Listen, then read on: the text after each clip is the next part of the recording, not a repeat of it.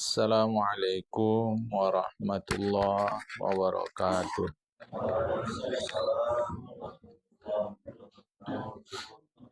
Alhamdulillahi rabbil alamin. Wassalatu wassalamu ala ashrafil anbiya'i wal mursalin. Habibina wa maulana Muhammadin wa ala alihi wa sahbihi ajma'in. Man yahdillah fala mudilla lah wa man yudlil fala hadiyalah. Qala al-musannif rahimahullahu ta'ala wa nafa'ana bi'ulumihi fid darain amin thumma qala wa fi daqaiqi sunani syar'i wa adabihi wa fi aqaidihi allati ta'abbada an-nasa biha asrarun wa lataif laysa fi sa'atil aqli wa quwwatihi al-ihatatu biha kama anna fi khawasil hajari umur ajaiba ghaba an ahli sana'ati ilmuha hatta lam yaqdir ahadun ala an ya'rifa sawa alladhi bihi yajzibul maghnatisul hadida.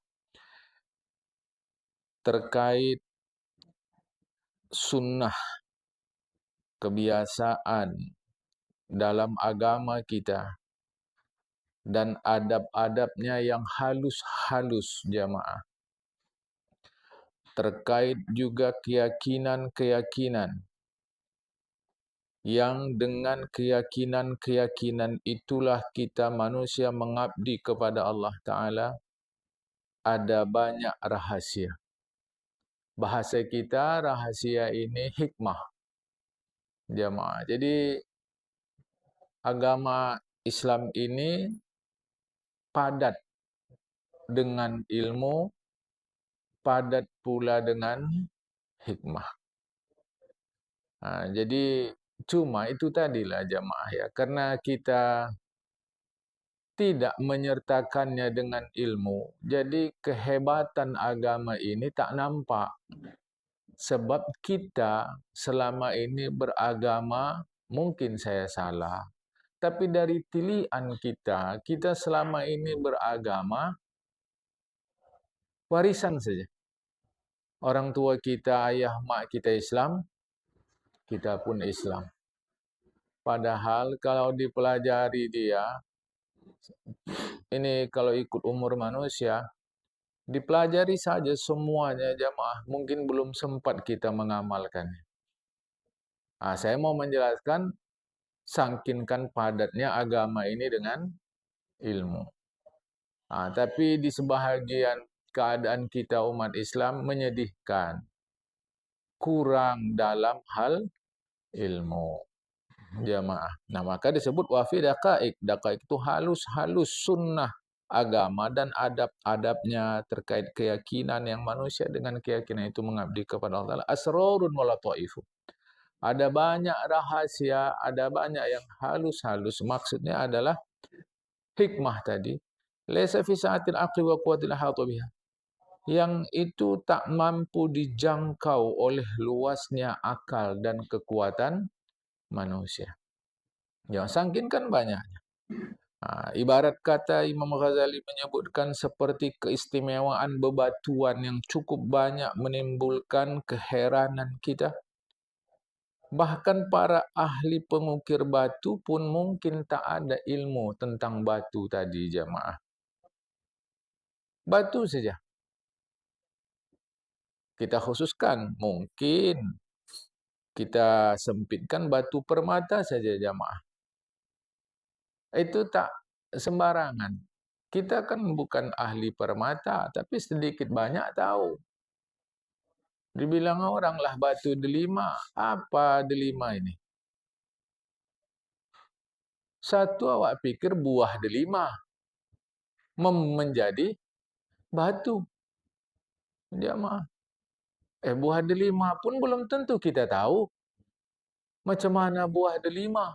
Jamaah. Seperti anak sekarang, macam mana buah rendah? Tak tahu dia. Jamaah. Bukan sebab dia bodoh, benda tadi memang tak ada. Udah mulai langka.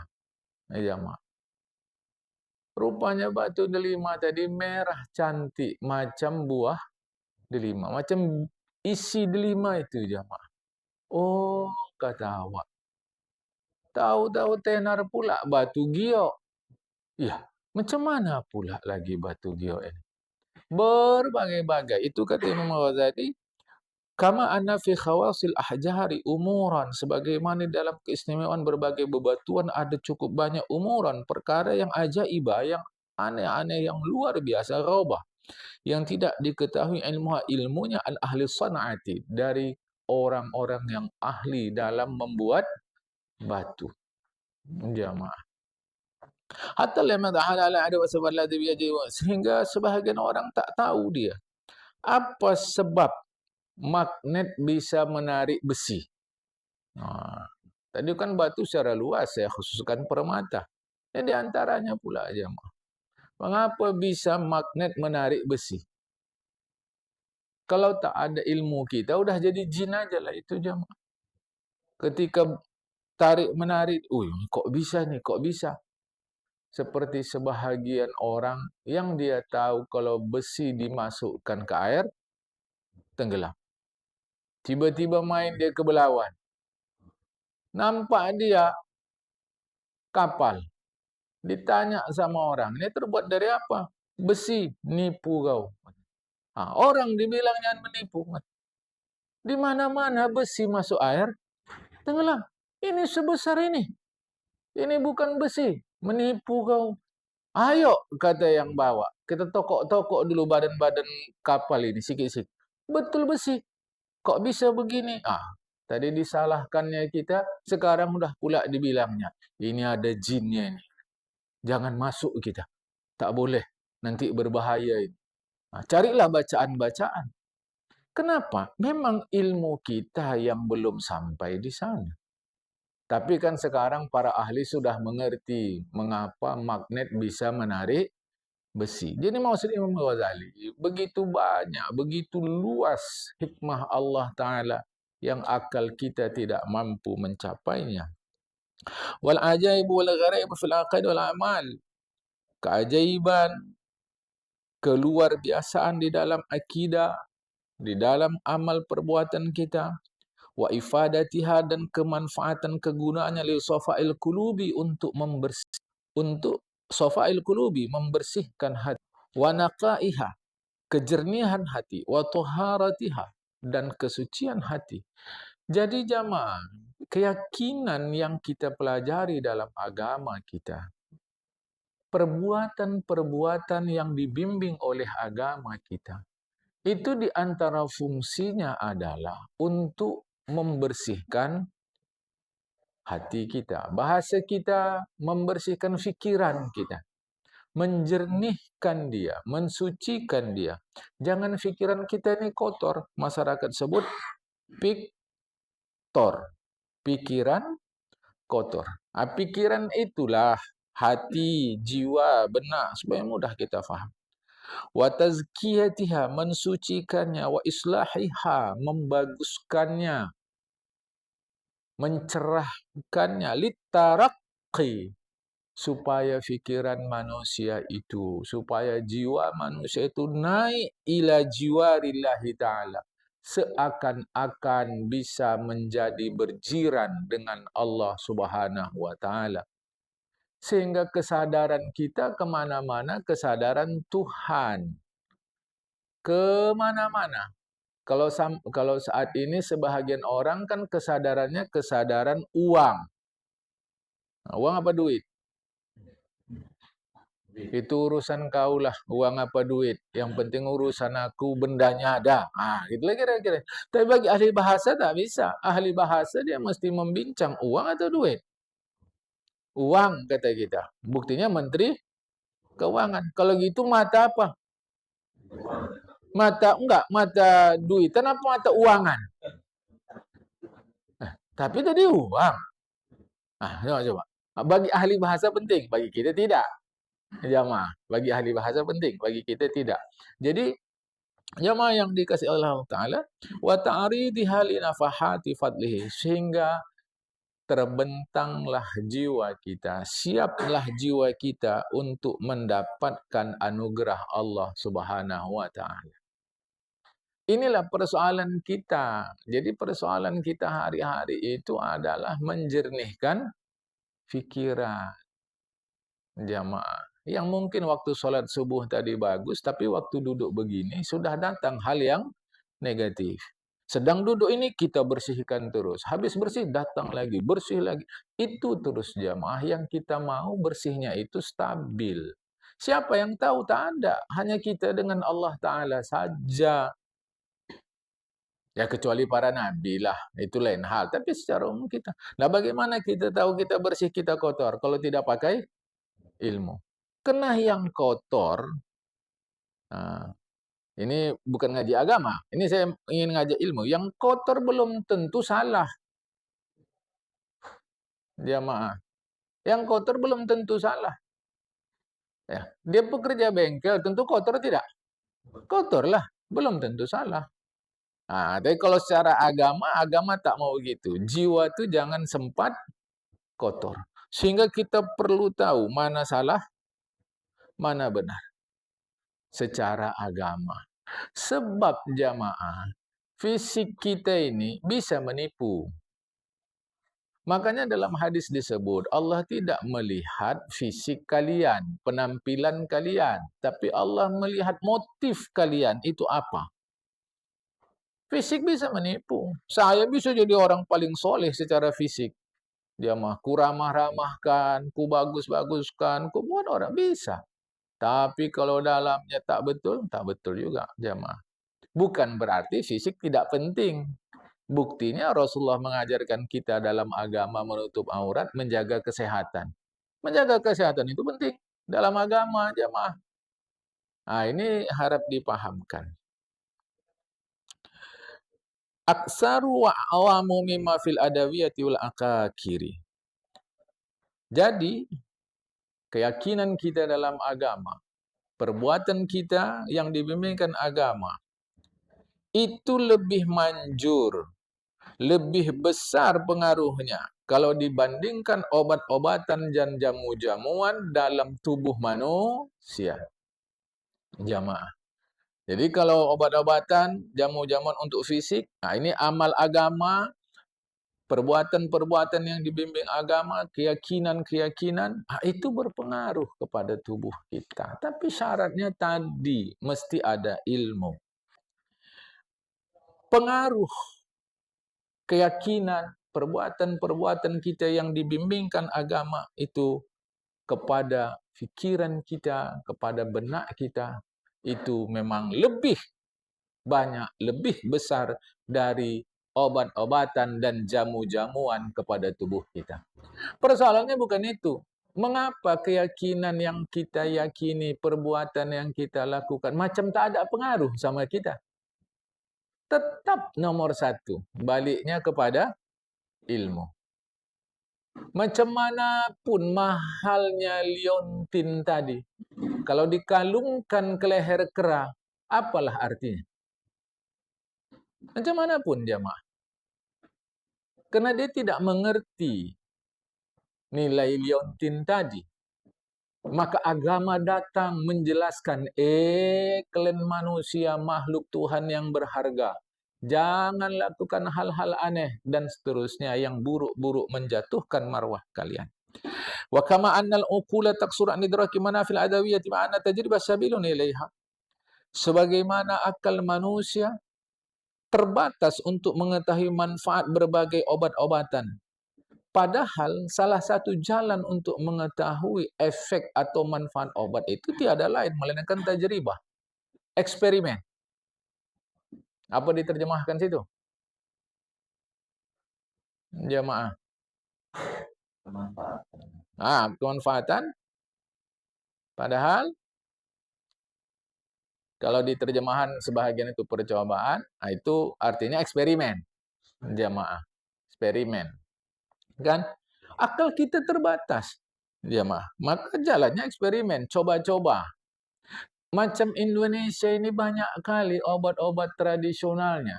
Banyak sekali obat-obat, bukan banyak obat, banyak obat-obat. Nah, itu kalau dalam bahasa Arab namanya syirat mubalaghah. Tapi kalau dalam bahasa Indonesia nggak ada, jamaah. Kalau dalam bahasa Arab ada.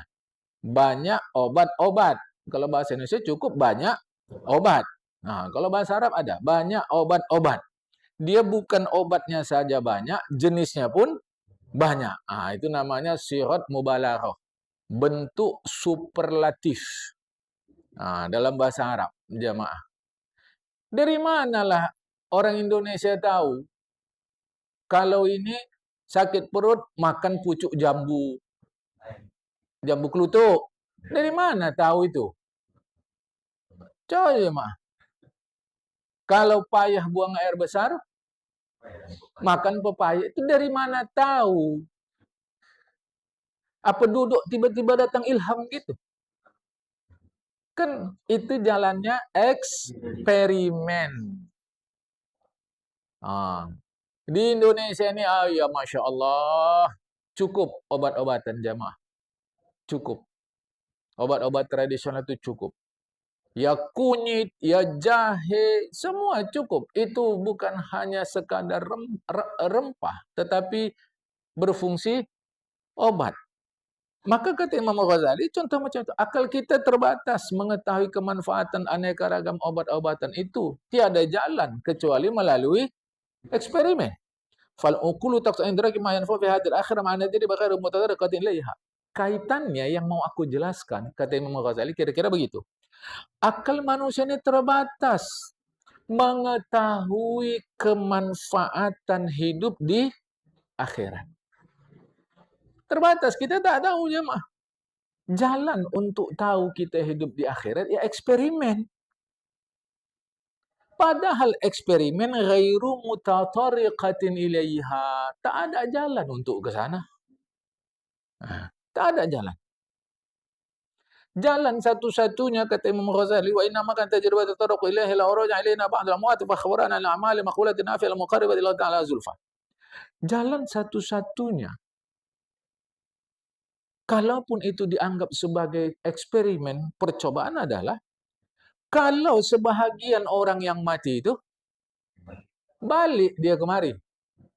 Kemudian dia cerita apa perbuatan-perbuatan yang diterima yang bermanfaat untuk mendekatkan diri kepada Allah sampai bertingkat-tingkat meninggi. Itu jalan satu-satunya. Jamaah. Apa perbuatan? Nah, wa anil a'malil muba'idati anhu.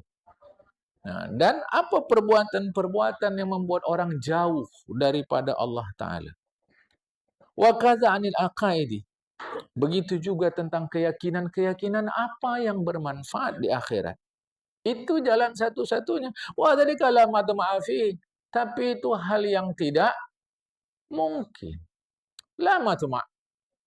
Tidak ada. Dia keinginan besar manusia untuk itu pun tidak bisa terwujud. Karena tidak mungkin jemaah.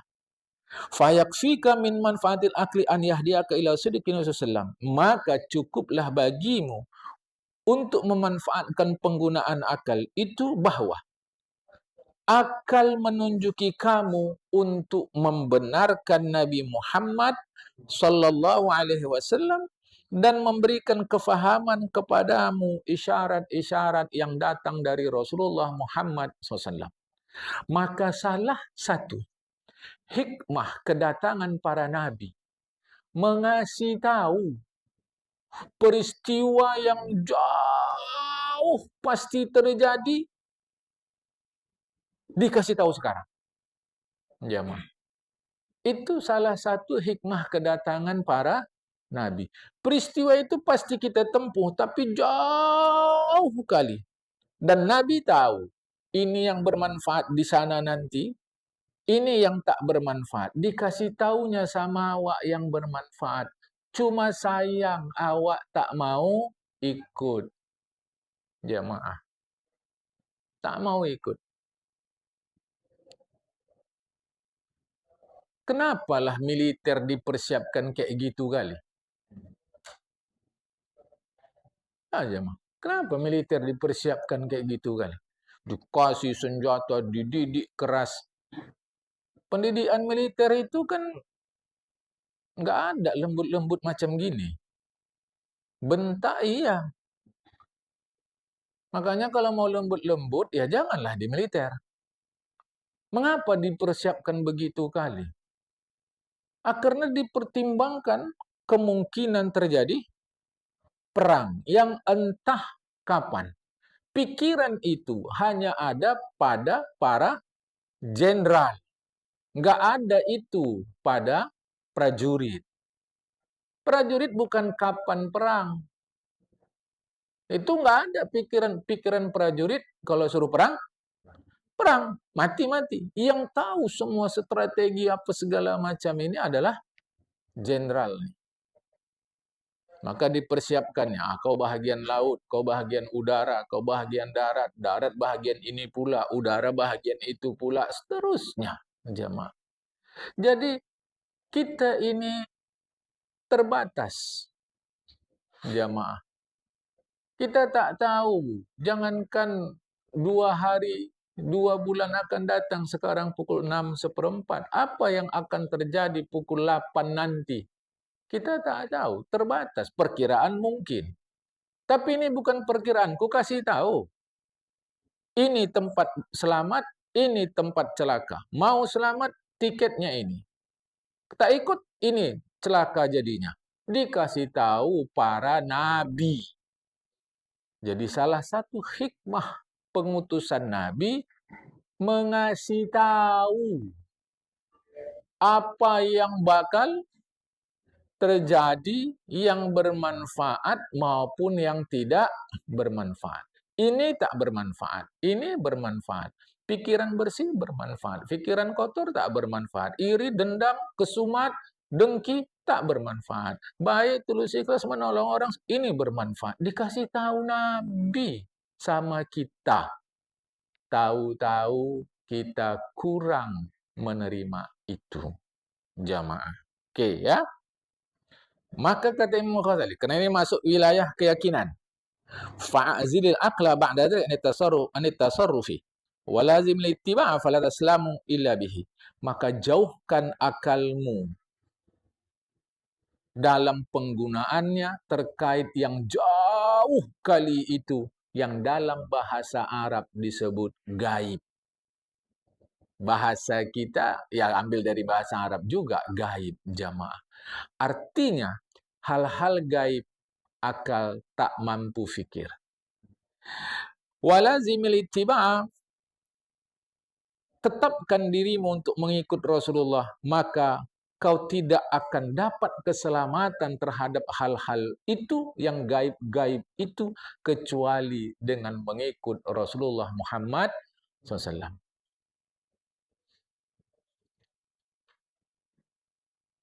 Kalau saya tanya kita, air itu cair bukan? Cair. Jelas itu air. Cair. Tak ada lain. Kata ahli kimia, air itu tidak cair sebetulnya. Dia gabungan antara hidrogen dan oksigen. Kan gaib itu bagi kita. Nah, jamaah. Dijelaskan 1000 ahli pun mana dia? Ini nampak air. Mana hidrogen sini? Mana? Kau bilang ada hidrogen, oksigen, berarti bisalah bernapas aku. Kunapas dulu yang ada tersedak ya, kata awak. Karena yang gaib itu hanya diketahui oleh para ahli. Mereka juga tidak bijak kalau menyalahkan kita. Sebab kita pun bukan ahli, bodoh.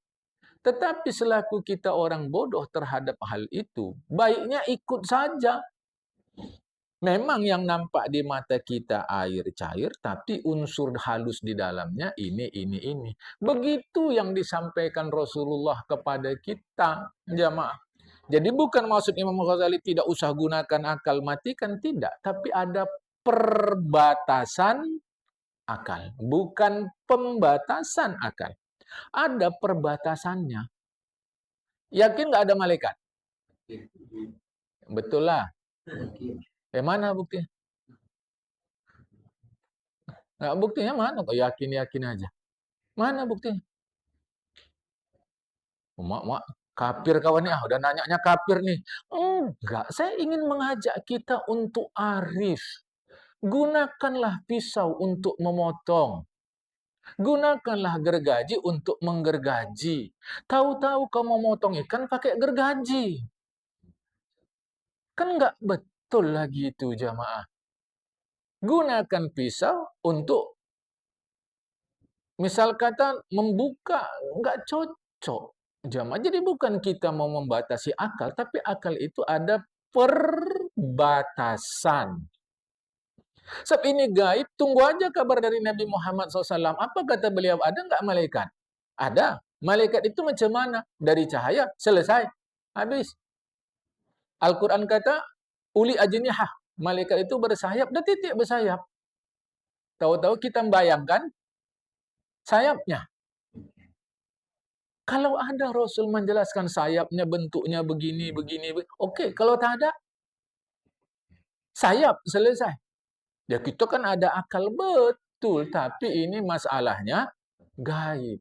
Aku tanyalah sama kita, angin tahu angin? Tahu angin? Kayak mana bentuknya? Aku tanya bentuk, bukan tanya rasa. Nah, kayak mana bentuknya? Tahu-tahu kena tuduh angin. Apa tuduh? Tidak. Tidak. Masuk angin. Coba jemaah. Coba jemaah. Dari mana pintu dia masuknya? Dan seterusnya. Ini kan gaib. Bagi kita yang tak tahu. Ada ahli bagi mereka tak gaib. Ya mungkin ahli-ahli kesehatan. Jemaah. Nah, di antara dalam agama itu, ahlinya adalah para rasul. Jadi, kita tak tahu di kesehatan, tiba-tiba kita mengagak. Wah, ini begini nih, anginnya begini, ini begini. Yang ahli kesehatan ketawa saja. Kok begitu caranya? Coba jamaah. Jadi ini maksud saya, jangan salah kajinya nanti. Tak usah gunakan akal. Bukan. Ariflah kita. Gunakan akal pada tempatnya. Jangan tak digunakan. Ya, karena itulah Nabi Muhammad SAW mengatakan inna minal ilmi jahlan wa inna minal qawli ayalan. Ilmu itu sesungguhnya sebahagian dari ilmu itu adalah kebodohan. Maksudnya tak memberi manfaat bagi orang ilmu tadi jemaah. Ada ilmu yang tak beri manfaat bagi dia. Itu yang lalu-lalu saya sebutkan. Kita tinggal di tepi pantai, sibuklah ilmu tentang laut. Kita tinggal di dataran tinggi, cara kita di sini di Brastagi, sibuklah ilmu tentang pertanian. Apa yang mau kita lautkan di Brastagi sana? Apa yang mau kita tanam misal kata di laut? Kira-kira begitu, jamaah. Jadi itu maksud Rasulullah. Inna minal ilmi jahlan. Sebahagian ilmu itu kebodohan, artinya tak bermanfaat bagi kita. Dan sebahagian dari ucapan itu ayalan, tidak berkesan. Makanya menyampaikan sesuatu di antaranya jamaah, mesti kita tinjau dulu orang ini kira-kira perlu enggak kita sampaikan. Kalau tidak, nanti dia seperti tak bermanfaat aja begitu jamaah. Seperti katalah debu-debu yang ada di atas bebatuan, diterpa angin dia pun hilang. Jamaah. Ini harap difahamkan, ya. Dan wa maklumun kata Imam Ghazali, maklumlah sudah bahwa ilmu itu bukanlah kebodohan, tetapi yu'assiru ta'siral jahli fil idrar. Tetapi kalau tak pandai kita menempat-nempatkannya, ilmu itu bisa membahayakan seperti kesan kebodohan. Macam mana bodoh itu memberi bahaya kepada kita? Ada masanya ilmu kalau memang kita tak pantas, maka dia membahayakan kita, jemaah. Itu ada orang-orang yang sombong dengan ilmunya. Kau pula ngajari aku. Tak boleh, jemaah. Sama sekali tak boleh. Tak bisa begitu. Karena memang mungkin motif dia sudah keliru. Rasulullah sebutkan lagi dalam hadis berikut, qalilun minal ilmi khairun min katsirin minal ilmi. Sedikit tapi itu taufik dari Allah, lebih baik dari banyak ilmu. Tapi tidak mendapat taufik. Ilmu luar biasa, jemaah. Ilmu luar biasa. Tapi tidak memberikan bimbingan bagi dia. Maka lebih baik sedikit ilmu tapi itu memberi taufik kepada kita terhadap Allah Subhanahu wa taala. Tapi jangan nanti ini jadikan alasan. Tak usah awak ngaji banyak-banyak. Yang sikit aja pun asal diamalkan udah. Bukan itu maksud Rasulullah. Maksud Rasulullah banyak-banyaklah ilmumu, tapi maunya ada taufiknya. Jangan nanti difahami. Biar sikit aja, tak apa-apa. Yang penting taufik daripada banyak-banyak, katanya. Tidak. Maksud Rasulullah, banyaklah ilmumu yang membawa taufik. Itu lebih bagus lagi, jamaah. Biar awak miskin, yang penting sehat. Daripada kaya-kaya sakit. Kata kita tak begitu. Biar kaya asal sehat. Itu maksud cakap tadi. Dia cakap begitu. Biar miskin awak, yang penting sehat. Tidak. Biar kaya. Asal sehat. Badan sehat, ibadah sedap, kaya, duit banyak, ibadah pun sedap. Jamaah, kasih sana, kasih sini, taburkan duit, akan sedap. Itu kira-kira begitu maksud Rasulullah. Jangan salah faham jemaah. Maka dalam Islam mengaji itu dari buayat sampai ke liang lahat, nggak ada berhenti ngaji. Ngaji apa kalian? Tentang wudhu. Alah, udah aku pelajari dulu. Aku ibtidaiyah tahun 50-an udah tentang wudhu ini. Wudhu lagi. Oh, tak ada rugi jemaah. Datang saja. Datang saja. Kecuali mengajak perpecahan, mengajak permusuhan, mengajak kebencian, mengajak kesombongan, lupa kepada akhirat. Itu tak perlulah kita datangi ngajinya. Jamaah, ya.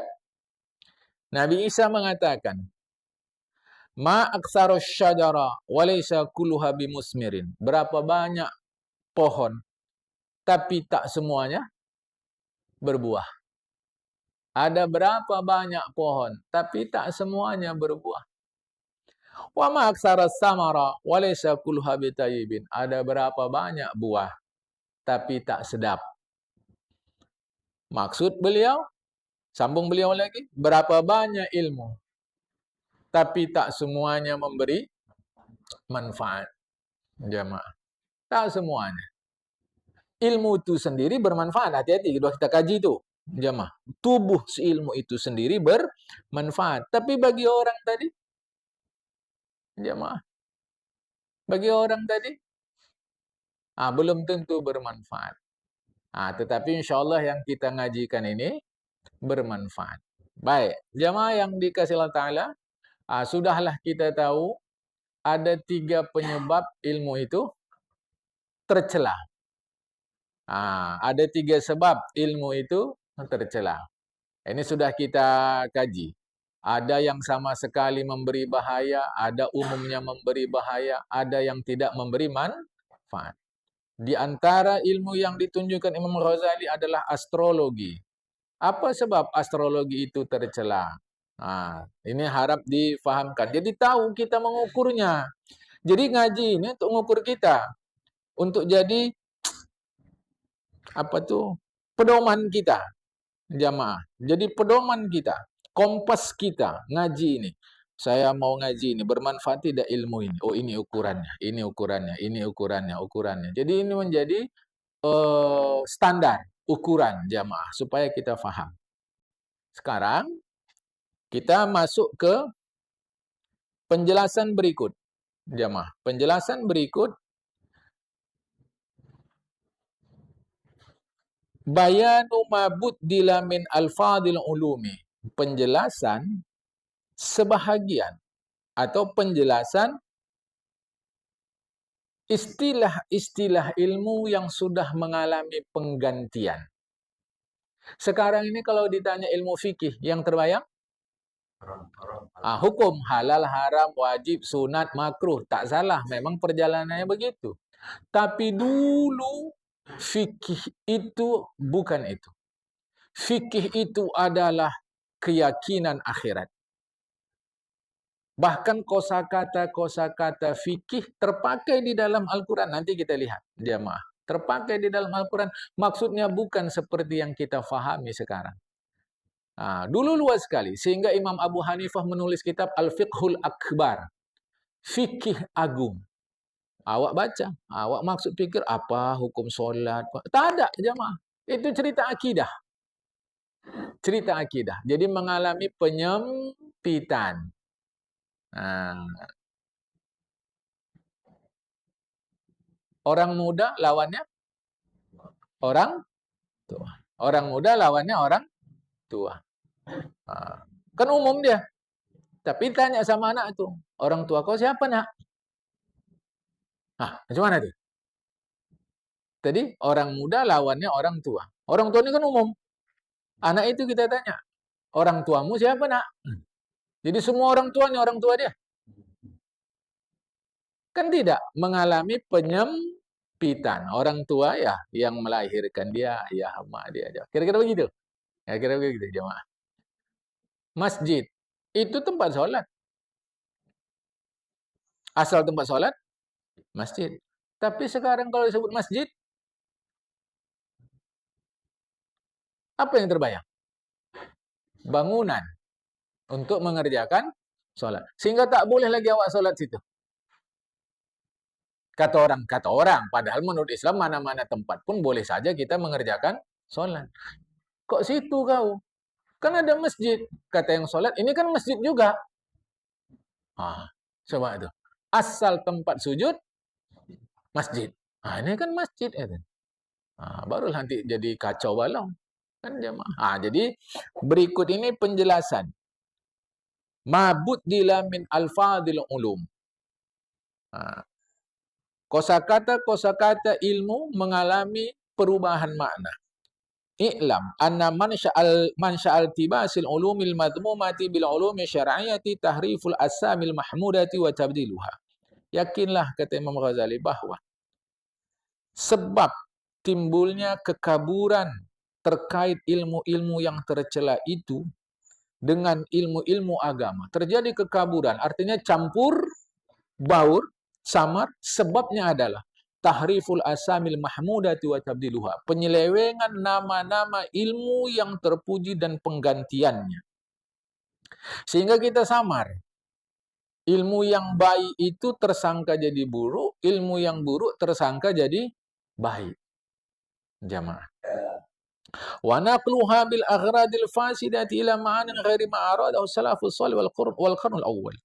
Dan sampainya kepada kita ilmu tadi dengan tujuan-tujuan yang rusak, kepada pengertian-pengertian yang tidak dimaksudkan oleh ulama-ulama soleh tempo dulu dan umat Islam yang berada pada kurun awal dulu. Dulu tak begitu. Sekarang jadi kacau dia. Kan? Ya, ada lima. Satu fikih, kedua ilmu, ketiga tauhid, keempat zikir, kelima hikmah. Ini yang akan kita bincang jamaah dalam pertemuan-pertemuan berikutnya. Fikih, ilmu, tauhid, zikir, hikmah. Ini tapi macam saya sampaikan di awal-awal dulu, mengaji kitab Ihya ini dia tidak seperti lari sprint. Dia seperti lari maraton. Santai, dia tenang, tapi memang begitu jamaah. Ya, harap kita bersabar. Jadi mengalami perubahan makna jamaah, mengalami. Kalau disebut sekolah, yang terbayang orang sekarang adalah kelas. Padahal sekolah sejak zaman dulu sudah ada. Tak mesti dia kelas. Tak mesti. Sehingga kalau kita teliti waktu ke Masjidil Haram, nampak kita orang duduk, anak-anak remaja, orang-orang dewasa, ramai duduk, begitu, ada gurunya. Itu sekolah. Memang sekolah Masjidil Haram. SD saya tak pasti. SMA pasti jemaah. Itu ada ujiannya nanti orang itu di Masjidil Haram. Itu ujiannya. Persis macam anak sekolah macam biasa. Duduknya pun tak dekat-dekat kalau pas ujian. Kalau kita perhatian waktu Masjidil Haram, jemaah duduknya tak dekat-dekat. Ujian sekolah. Jadi dia mengalami penyempitan makna. ijazah dari dulu ada. Dari dulu ijazah ada, jamaah. Makanya murid-murid itu menjadi guru setelah diijazahi oleh gurunya, jamaah. Ajastuka, aku ijazahkan kau. Tapi dulu ucapan, belakangan jadi tulisan, jamaah, ijazah, dan seterusnya. Inilah yang akan kita bincang nanti insyaAllah, tahap bertahap. Mudah-mudahan, kalau Allah ridha, dalam hari Ahad depan, tentang fikih selesai. Jadi agak lama itu sikit, jamaah. Mudah-mudahan. Agak-agak tahankanlah kita sikit. Ya, mudah-mudahan. Jadi, supaya selesai dari sekaligus. Jadi, ya walaupun kita maraton, janganlah lama kali pula larinya. Seperti lomba sepeda, santai. Awak pikir lomba sepeda itu kan siapa cepat. Rupanya sepeda santai siapa? Lambat. Janganlah begitu kali kita. Insya Allah nanti akan sampai kita bincang. Jadi akan datang perbincangan kita. Penjelasan terkait perubahan-perubahan lafaz. Perubahan-perubahan kosakata terkait ilmu. Apa dia? Fikih, ilmu, tauhid, zikir, dan hikmah. Insya Allah kalau Allah rela dalam hari Ahad depan, saya berniat fikih tuntas. Memang agak panjang jamaah fikih tuntas. Jadi agak beri perhatian sekilas insyaAllah, mudah-mudahan. Jadi hari ini sampai sini dulu. Bila ada hal yang mau diskusikan silakan. Assalamualaikum warahmatullahi wabarakatuh.